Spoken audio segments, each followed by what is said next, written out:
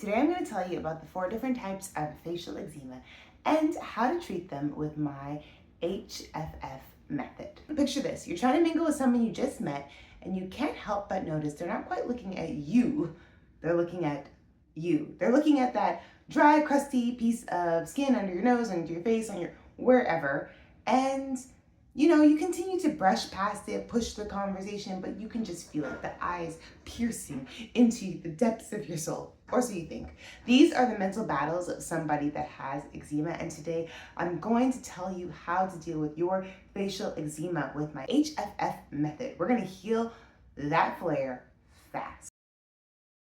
Are you one of the few? This is the place for you. My name is Victoria and I've had eczema my entire life. I'm a 3-time champion of topical steroid withdrawal. I'm totally dedicated to helping those thrive with your eczema because we have life to live, okay? And eczema, sadly, there's no cure for it, but I do think with the right protocols, the right products, diet, all the things, we can thrive. We can have a good life even though we have this thing called eczema. Please note, you are looking for medical advice, wrong place. If you're looking for a naturopath, wrong place. If you're looking for a life coach, wrong place. But if you're looking for anecdotal advice from a fellow eczema warrior, right place. You are in the right place, okay? And today we're gonna talk about facial eczema. And if you hear rumbling and bumbling, it's because my kids are in the kitchen making their breakfast. And you know what? That's just life, okay? So facial eczema. I have my notes here, so if I look down, that's why. I'm gonna try to balance the two. In one of my last videos, I actually discussed how to deal with eczema on your hands because dealing with eczema on your body is different. Your hands, how you treat your hand eczema is different than your arm eczema is different. It's not all the same. And that's a common myth that I notice a lot of people that have eczema kind of approach. I did a whole eczema hand survival kit. If you want to watch that, it'll be, around. And today we're going to focus on the face. Facial eczema is frustrating because it's more visible, emotionally impactful, and it's just a little bit different. I feel like it can be one of the worst places to have eczema. The skin on your face is thinner and more sensitive. You have a higher exposure to triggers because, well, my face is always exposed. And there's limited treatment options for your face because of composition of the skin. What I can use maybe on my hands, even down to medication, is very different for my face. My main problem areas when it comes to eczema on my face is either I will get it on my eyelids or under my eyes, I will get it on my cheeks, I'll get it under my nose, or I'll get it on my lips. Basically, my whole face can be affected. Once I had a patch right here, it's just, eczema is rude. We're gonna first talk about eyelid eczema or eczema around the eyes, okay? There's 2 different types of eye eczema. There's the eyelid and then there's the under eye. And I'm gonna differentiate because how you treat them is a little bit different. The skin is different. We all know that the skin is thinner around the eyes and our pores are tighter. So that means that product absorption is actually more difficult around the eyes. However, under your eyes can also be very susceptible to pore clogging and that can cause other issues later down. So we're going to talk about how I deal with my eye eczema, and I have some of my products here to show you as well. So when it comes to cleansing my eye area, I'm just a water only girl. I can't be bothered to use anything else to bring irritation to my eyes. I'm sure a gentle cleanser would be fine. I have used gentle cleansers in the past, but I prefer to just stick to a water only method. Now, because I do wear mascara, I don't wear any other facial makeup, but I do wear mascara, you can oil cleanse. I have a water-based mascara that I use, so I don't even bother with the oil cleansing anymore, but that is an option. Grapeseed oil is a great oil cleanser. You just, emulsify, you put some on your do the thing and then wipe it off with a rag and you're good to go. But I do water cleansing first. Then second, you're gonna have to tone and have a barrier support. I use hypochlorous spray. I love the Magical Molecule brand. This is not sponsored. So I've been trying another hypochlorous spray, and this one is called Element. I'm just gonna put it on right now because I'm getting hot out here. Everybody who has eczema needs to get themselves some hypochlorous spray. Hypochlorous acid is naturally produced by our white blood cells. Safe for all ages, dermatologist recommended. But anyway, this is really good for your skin barrier support. It brings anti-inflammatory, kills germs, all the things. Okay, so that would be my first step, second step, and then you're gonna moisturize. If I'm dealing with upper eye eczema, I'm going to moisturize. Something that I do like is the Lush Dream Cream. And there is fragrance in it, lavender oil. Like it smells, it's not the best smell, but I have found it is very helpful for inflammation. So this is something that I would use. Seal that with either a grapeseed oil. Grapeseed oil seems to do well on my eyelids. Now under my eyes, once again, my whole face, I don't bother with any washing of any kind, okay? We just warm water, wipe it, we're done, okay? So if under my eyelid, under eye eczema is prone to oozing, so I do like to do the NMT method, which is the no moisture method, and I just like to dry that baby out. But sometimes it's just a bit much, and of course I will still use my spray, but I like to use my vegetable glycerin. I buy the big one off Amazon, and I will put that all over my face. My skin has no problem with this, and you guys, I mean, you already know what I'm gonna say. Aloe vera gel, organic, Naka brand.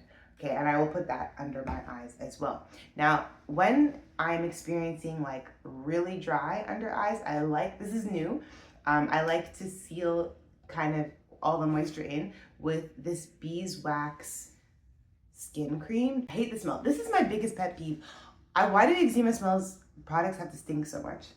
Yeah, it's a little bit cheesy, but it's like a buttery consistency, and I will just pat it under my eyes. Like don't rub, because that just brings up inflammation. Even if you can tell I have a little bit of inflammation this morning, and so just a gentle pat, and that just seals in the moisture. That's how I deal with my eyes. Now, my next area that I have a problem with is under my nose, and they call it perioral dermatitis, or I don't know, something like that. And I used to struggle really badly with this, and it's kind of improved. I do notice that a main trigger for this is sugar, dairy, and gluten. Toothpaste can be a trigger. I don't know for sure if it's one for me, but toothpaste can be a trigger. But for sure, the sugar, dairy, and gluten, when I start to eat bad, this activates. Even gum did transfer from using like regular gum to that pure brand gum, but I have been eating kind of bad lately. So overall, my skin was just blowing up on me. And next week, I'm going to begin eating the diet that ChatGPT suggested. If you want to go watch that video where ChatGPT basically picks my diet plan, go watch that. And then next week, I'm going to live it out. Anyway, moving on. So when it comes to under my nostrils, same thing. Once again, water cleansing. I will use a hypochlorous spray. I will use glycerin and aloe vera gel to moisturize, and then I will seal it with this beeswax. I find that this beeswax skin cream is really helpful because I get a lot of flaking, and it's kind of embarrassing. Back to that conversation at the beginning, you're trying to talk to someone and then flake. This helps eliminate the flaking, okay? Next area in which I would get eczema is on my cheek. I will get like patches. Now, something I want to sort of like bring to people's attention, sometimes your eczema could be fungal related. So I always recommend, if you just want to know, is it fungus or is it not, to try to treat it with a fungal cream. There's just like the over-the-counter fungal creams. It'll dry up and kind of go away quickly. So I think that's something, especially when your eczema is circular, just try and see first if you think possibly it is fungal related. Sometimes our circular patches, at least on your cheeks, can be also contact dermatitis from your drool in your sleep. Oh man, I forgot to bring it. So I had this thing. I haven't been able to wear it. I bought it and I tried it and it was irritating the side of my face because of the fabric, but those like jaw strap things that you kind of keeps your mouth closed, because when I sleep, lots of drool, and then the drool touches my cheek, and then it's irritated. So that's something I would recommend if you to get something to hold your jaw closed if you're noticing that you tend to always get patches on your face. Treat my patches on my face.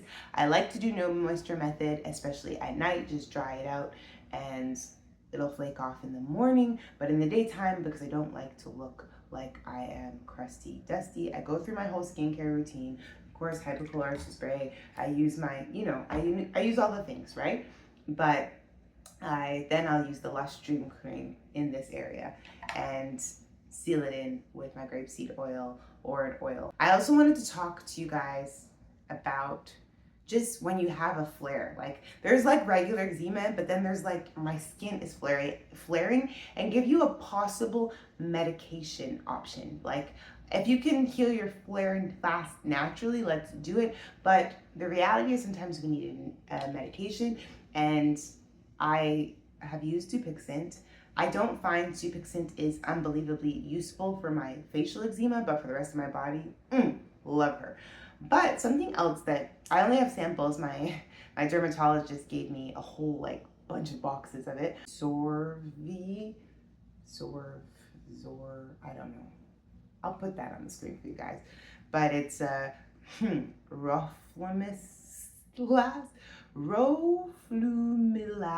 cream, 0.3%. Can be used for people with psoriasis, but also for eczema. I think the foam one is more typically used for those with eczema, but my dermatologist let me experiment with this, and I do find it very helpful. Now, big caveat here, because I definitely have mixed feelings when it comes to medication, but quality of life is very important, and I think if your quality of life is being greatly diminished as a result of your eczema, then sometimes and you tried all the things, medication is worth it. When using this, I treat this like it's a steroid. It is not a steroid cream. I wouldn't suggest steroids, although I understand if people feel they need to use it. I've used them before. It just doesn't work out for me. However, when I use this, any medication, I like to use as sparingly as possible. So the amount that I would use, like, see how so much is coming out? Like, look how little that is. Can you even see it? Okay, that's literally how little. I use this, like, and then you kind of just go like that, and then we pat, or pat on the spot that has it. Very, very little. And I would only use it for 3 or 4 days in a row, and then I'm going to stop for like a week and sort of just give my body a chance to, you know, do its thing. So anything in life I don't like to use consistently or for too long, because I just think that your skin becomes dependent, and then when you stop using it, doesn't work anymore, and then like, what are we gonna do? So yeah, for treating my cheeks, water cleanse, I use my hypochlorite spray. I do the no moisture method for the evenings, and in the day I will moisturize so that I'm not dry and crusty in public.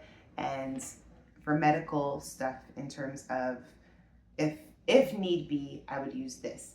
Another thing that I would use for when I have a facial flare is the Metagrade mask. You guys have probably seen me wear it many times in these videos. That mask, it comes in a kit. I love it. Something else is the hydrocolloid bandages. Like, guys, name it normal stuff. Like, why are we trying to make this like difficult? Hydrocolloid. Okay, those type of bandages, I'm gonna link them. Those are very helpful to just like put on a patch if you just notice.